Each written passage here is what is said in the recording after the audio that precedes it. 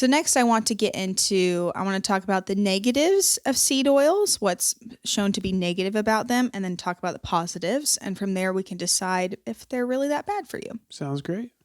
So the primary negative of seed oils is that they're very high in omega-6 fatty acids. So the human body needs omega-6 fatty acids in order to live. We also need omega-3 and omega-9.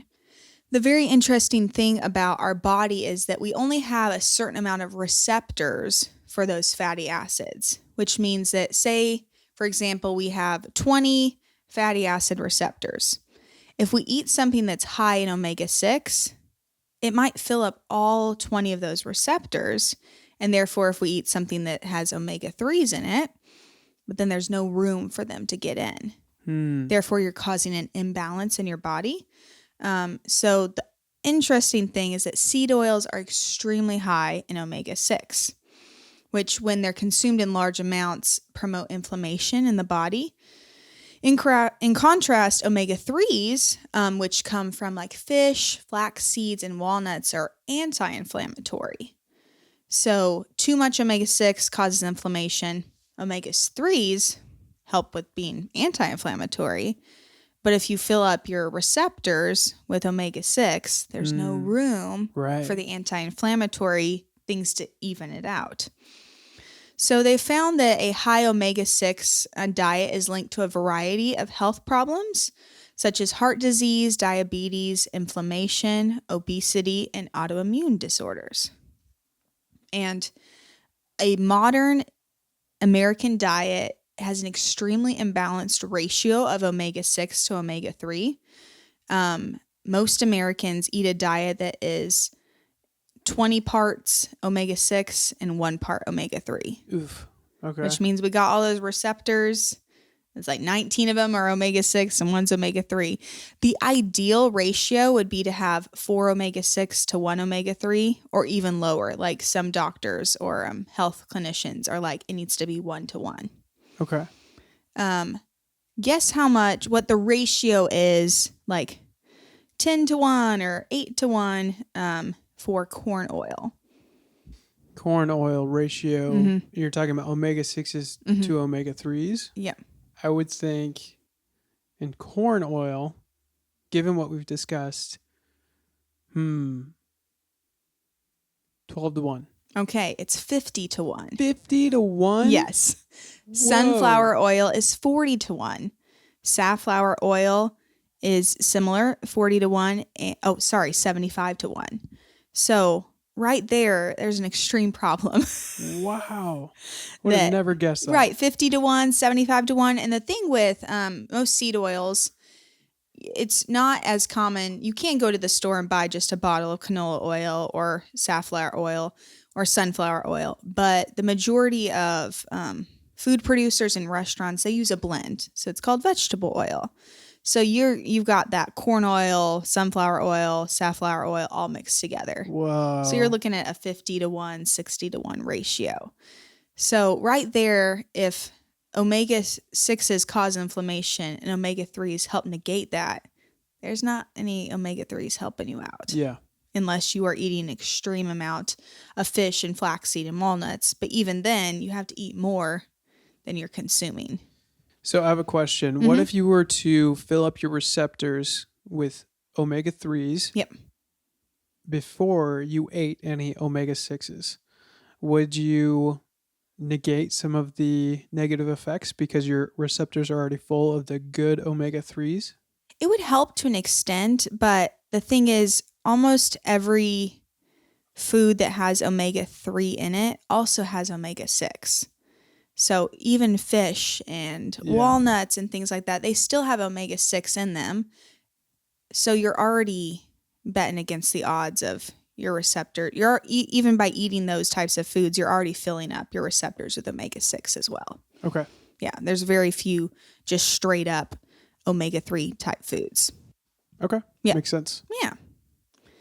Another negative of seed oils, other than being rich in omega-6 fats, is that omega-6 fats are more prone to oxidization when exposed to heat. So that's why when you are not only filling up your omega-6 receptors, you're also intaking all those free radicals, which are primarily found in foods high in omega-6, which we're looking at, safflower oil that's 75 to 1 omega-6. And oxidization, you said earlier, causes free radicals to be Yes, released? it can cause free radicals and other harmful compounds that damage cells, and they are shown to increase the risk of chronic diseases such as heart disease, cancer, arthritis, insulin resistance, obesity, and digestive issues. Okay. Yes, so lots of not great things there. Yeah. And then the third thing that I put down that's a negative seed oil is the way it's processed and refined. There's lots of chemicals, as we've read through, or byproducts that are used in making seed oils. And the primary one of concern is hexane, which is the where Satan lives? Yeah, the hexane. That's funny. The chemical solvent that's used at the third step of the process. They smash all the seeds and then they add this chemical solvent to help get more oil out. So hexane, when used, it leaves behind amounts of the solvent in the final product and destroys the nutrients in the oil. So it's just breaking it down. It's like microwaving. Yes, whatever microwaving your were already in broccoli. there. Yep. Ugh. So hexane comes from crude oil. Like oil that tells naughty jokes? Oil? Crude oil? Sorry, go for it. Keep going. You sounded so inquisitive. Yeah, so it's a petroleum-based solvent. It's made by heating crude oil in a refinery. And when oil is heated to different temperatures, it separates at different boiling points.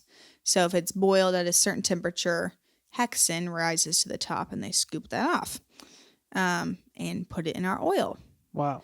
Hexane is also used in making adhesive such as Band-Aids and duct tape, and cleaning agents such as Gooby Gone, paint thinners, automotive engine degreasers, and brake cleaners. Similar to like how you can clean bolts inside of Coca-Cola or Mountain Dew. Right. It's breaking something down, which is interesting because the potassium, whatever it was, let me look that up again.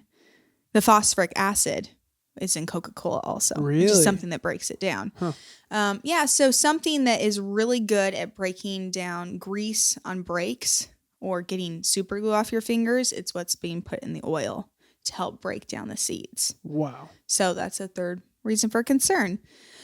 Some positives of seed oils is it's very cost effective. They're more affordable than other oils such as olive oil, avocado oil, beef tallow, butter, because a cornfield produces a lot of corn. Yeah.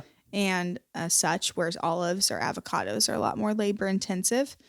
Another point is that like corn in and of itself is not horrible for you, but the amount of corn you would have to eat in order to equate to that, 50%, 50 parts omega-6, you would have to eat corn for days. Wow. To get the amount of actual oil that's in it.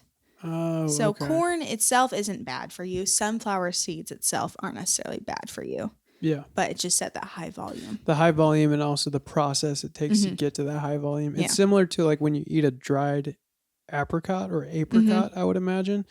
That just goes down like nothing. And we watched an Instagram video a long time ago of like a woman eating, I think it was 12 in a row. Yeah. And then she sat back and realized I just ate 12 apricots. Full apricots. They were just dried, so they're easier to eat. Yes. Same principle stands, but just way larger quantity of corn. And so it's like you're not going to sit down and eat 50 corn on the cobs, but you could just have a couple tablespoons of oil. And that's the same equivalent of the omega-6s in it. Don't tell me what to do, but yeah. All right, if you want. So back to the positives, it's cost effective. Yeah. It's affordable. That's why restaurants and companies that make, processed foods use it. It also has a very long shelf life. The more the seed oils are refined, the longer they can be on the shelf for years at a time, as opposed to olive oil or beef tallow or butter. Okay. Yep. Wow. So, in my summation, I think that seed oils, yes, are that bad for you. Yeah. Caught huge inflammation. They've even traced it to when back in the day when we're like, oh, butter's bad for you. You know, now we got to use this kind of oil. I remember when I was about 10, canola oil was like the new healthy oil.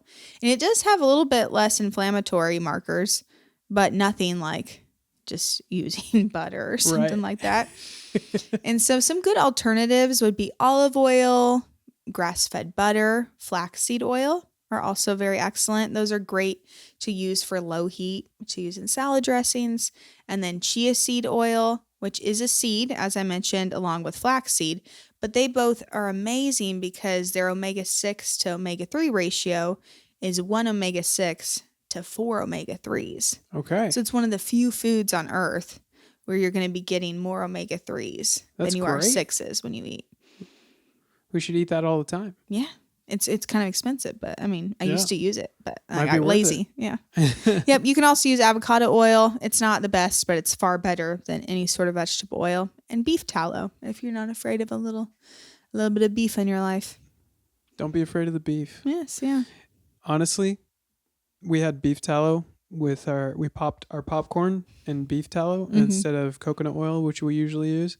And it was amazing. It was super, super flavorful. It was really good. So I do recommend that. Yes, if you got it.